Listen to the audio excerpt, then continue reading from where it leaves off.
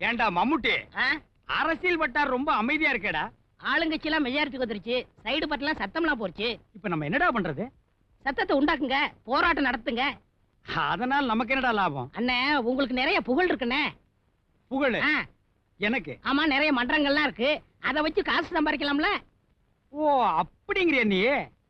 ஏண்டா நம்ம தலைவருங்க எல்லாம் அந்த எல்லையோட இந்த எல்லையை இணைக்கணும், அந்த ஆத்தோட இந்த ஆத்த இணைக்கணும்னு சொல்லுவாங்களே, அதே மாதிரி நம்ம பழனிமலை சும்மாதான் இருக்கு. ஆமா, அதோட இமயமலை இணைக்கணும் அப்படின்னு ஒரு போராட்டத்தை நடத்தி உண்ணாவிரதம் இருப்போமே. அண்ணே, உண்ணாவிரதத்துல நம்மளுக்கு என்னென்ன வருமானம்? பேசாம உடம்புல மண்ணெண்ணெய் ஊத்தி நெருப்ப வச்சு தீ குளிச்சிருங்க. ஏண்டா என்ன ஒரே அடியா உயிரோட கொளுத்துறதா முடிவு பண்ணிட்டியா? இல்லண்ணே, நீங்க தீ குளிக்க போறதா அறிவிப்போம், மன்றங்கள்லாம் சேர்ந்து மண்ணெண்ணெய் ஊத்துறோம்னு சொல்லுவோம், அதை வச்சு காசாக்கிடுவோம். ஏய், மன்றங்கள்லாம் ஒரு மாதிரி, உண்மையிலேயே கொளுத்தினாலும் கொளுத்தி விடுவானுங்க. விடுவனா? நான் இருக்கேன்ல. அப்போ ஒண்ணு செய், நான் தீ குளிக்கிறதுக்கு முன்னால அங்கிருந்து ஓடி வந்து என் கழுத்துல ஒரு மாலையை போட்டு, அண்ணே நம்ம தீர்மானம் ஜெயிச்சிருச்சு, நீங்க தீ குளிக்க வேண்டியதில்லைன்னு சொல்லு. மண்ணெண்ணைக்கு மண்ணெண்ணையும் மிச்சமாகும், என் பேரும் பேப்பர்ல வரும். சரிண்ணே. ஏய் மம்முட்டி, என் வாழ்க்கையவே உங்ககிட்ட ஒப்படைக்கிறேன். இதுல டைம் தான் முக்கியம். நீ கொஞ்சம் லேட்டா வந்தாலும் அப்புறம் என் சாம்பரத்தான் பார்க்க முடியும். கரெக்டா கண் டயத்துக்கு வந்துருவேன். ஆமா.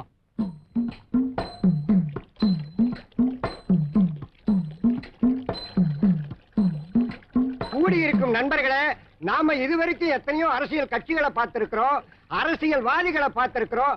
ஆனா இவரு மாதிரி துணிச்சலான ஒருத்தரை பார்த்ததே கிடையாது. துணிச்சல்னா என்ன சாதாரண துணிச்சலா?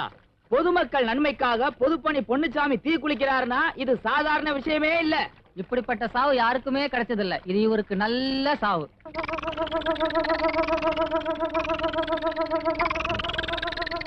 வாங்க வாங்க, அட சும்மா வாங்க, அட பரவாயில்ல வாங்க வாங்க. யாருன்னு தெரியல?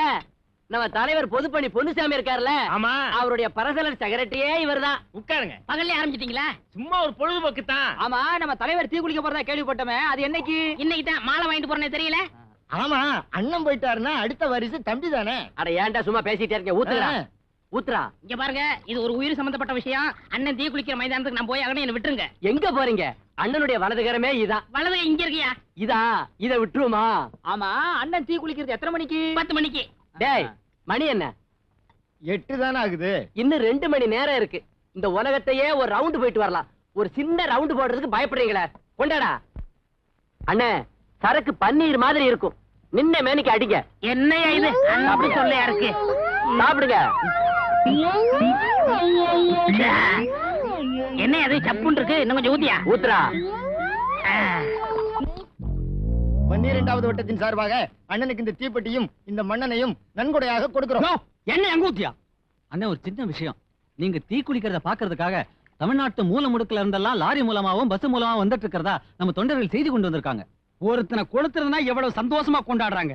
இந்த சந்தோஷத்தை ஒரு ஆக்க வேலைக்கு பயன்படுத்தினா எவ்வளவு நல்லா இருக்கும். கொளுத்துறதுனா கும்பலா வந்து நிக்கிறானுங்க ஐயா. ஏன்னா டைம் ஆச்சு, பத்தாக்கலாமா? இருடா, இன்னும் யாரும் வருவாங்க. டேய், தொட்டுக்க ஏதாவது கொண்டாடா. மட்டனை குடுறா. உன் மட்டன் யாருக்கடா வேணும்? ஈரல் பிரே கொண்டாடா. டேய், தலைவருக்கு ஈரல் பிறை வேணுமா? நீ போய் ஈரல் பிறைய கொண்டாப்பா. ஊத்துறானி.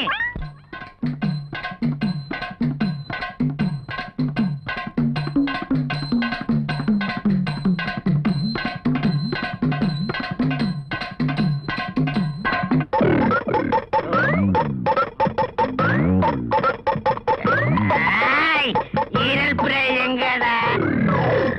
அண்ணன் பிளாட்டு.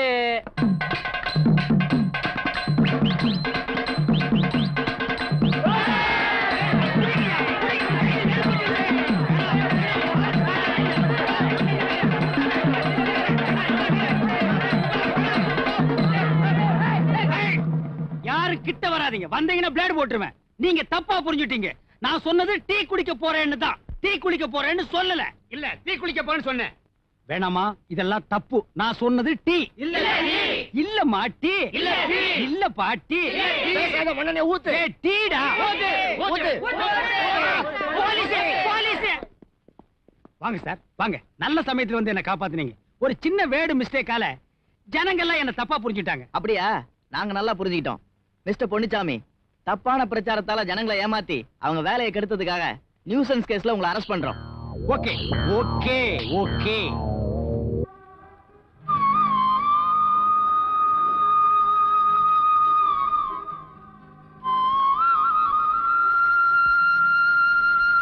என்னங்க?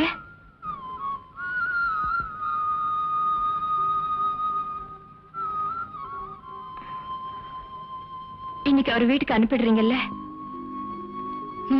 எல்லாம் உன்னாலதான். நீ மட்டும் வேந்து வேந்து பிரார்த்தனை பண்ணலனா நாங்க அவ்வளவு சீக்கிரம் அனுப்பிச்சிடுவோமா? விபூதி.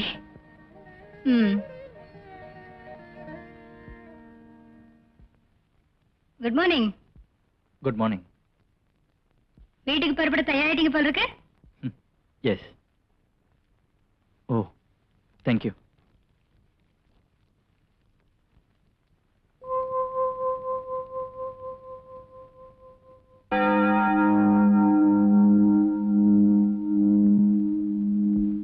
என்ன அப்படி பாக்குறீங்க? இல்ல, பூவுக்கு மதம் இல்ல, ஆனா விபூதிக்கு மதம் இருக்கே. என்ன பொறுத்த வரைக்கும் இந்த விபூதி ஒரு மதத்தோட சின்னம் இல்ல, ஒரு பெண்ணோட இதயம்.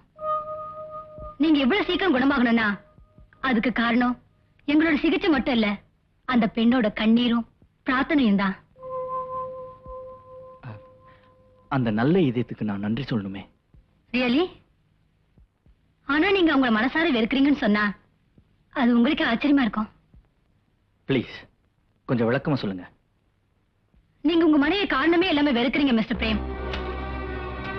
தயவு செஞ்சு அவ பேச்ச மட்டும் எடுக்காதீங்க. நான் பேசலன்னா உங்களுக்கு உண்மை தெரியாமலே போயிடுமே. ஊரறிஞ்ச உண்மை, அத காது குளிர இன்னொரு முறை நான் கேட்கணுமா? ஊருக்கு உங்களுக்கு தெரிஞ்சது உண்மை இல்லைங்க, அப்பட்டமான பொய். உண்மையை நான் சொல்றேன். எந்த கட்டுக்கதையும் கேட்க நான் தயாரா இல்ல. நான் சொல்ல போறது கட்டுக்கதை இல்ல, நடந்த கதை. நீங்க உங்க மனைவி வெறுக்கிறதுக்கு காரணமா இருந்த அந்த கொலை வழக்குல முக்கியமான சாட்சியை நான் தான். கோர்ட்டுக்கு வராத சாட்சி. ஏன் தெரியுமா? அந்த ராத்திரி என்ன ஊமி ஆக்கிடுச்சு. ஆனா இப்ப நான் பேசுறது தவிர வேற வழி இல்ல. வழக்கமா டியூட்டி முடிஞ்சு 7 மணி பஸ் பிடிச்சு வீடு போய் சேர்றேன்னா, சம்பவம் நடந்த அன்னைக்கு நைட் டியூட்டி நர்ஸ் லேட்டா வந்ததுனால 1 மணி நேரம் கழிச்சு பஸ் ஸ்டாப்புக்கு போய் சேர்ந்தேன்.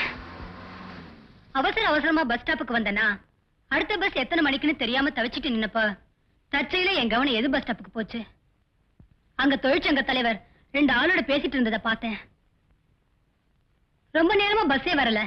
அந்த நேரத்துல ஒரு வேன் என்ன கடந்து போச்சு. அதுல இருந்த ரவுடி பசங்க என்ன மறைச்சுக்கிட்டே போனாங்க.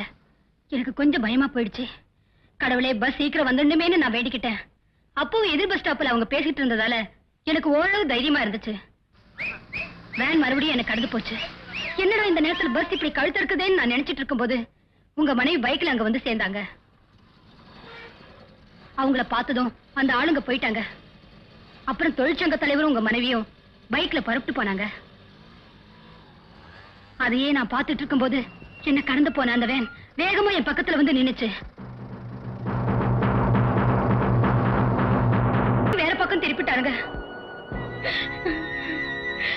எவ்வளவு போராடியும் என்னால என்ன காப்பாத்திக்க முடியல. அந்த பாவிங்க என்ன கெடுத்துட்டாருங்க.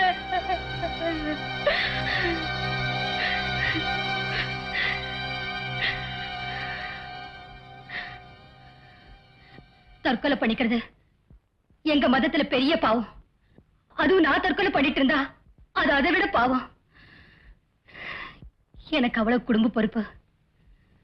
எனக்கு நேர்ந்த விபத்து ஒரு கெட்ட கனவை நினைச்சு நான் மறக்க முயற்சி பண்ணிட்டு இருக்கும் போது திரும்ப திரும்ப அந்த ராத்திரியை ஞாபகப்படுத்துற மாதிரி கொலை வழக்கு சம்பந்தமான செய்திகள் பத்திரிக்கையில வந்துட்டே இருந்தது. கோர்ட்ல உங்க மனைவி சொன்ன சாட்சியத்தை படிச்சதும் நான் அதிர்ச்சி அடைஞ்சேன். நான் கற்ப பறி கொடுத்த அதே ராத்திரி ஒரு பெண் உண்மையை காப்பாத்துறதுக்காக நான் கற்ப பறி கொடுத்தத போய் சொல்லியிருக்கா. அந்த தியாகம் என்ன சிலிர்க்க வச்சிருச்சு. எந்த பெண்ணு வெளியிட விரும்பாத ஒரு ரகசியத்தை இப்ப நான் வெளியிட்டேன். நீங்க உங்க மனைவி புரிஞ்சுக்கணுங்கிறதுக்காக. நீங்க அவங்களை அவமானப்படுத்தி வெளியேற்றினதுக்கு அப்புறமா அவங்க இங்கேதான் இருக்காங்க. அதோ அந்த கோயில்ல 24 மணி நேரமும் உங்களுக்காகவே பிரார்த்தனை பண்ணிட்டு இருக்காங்க.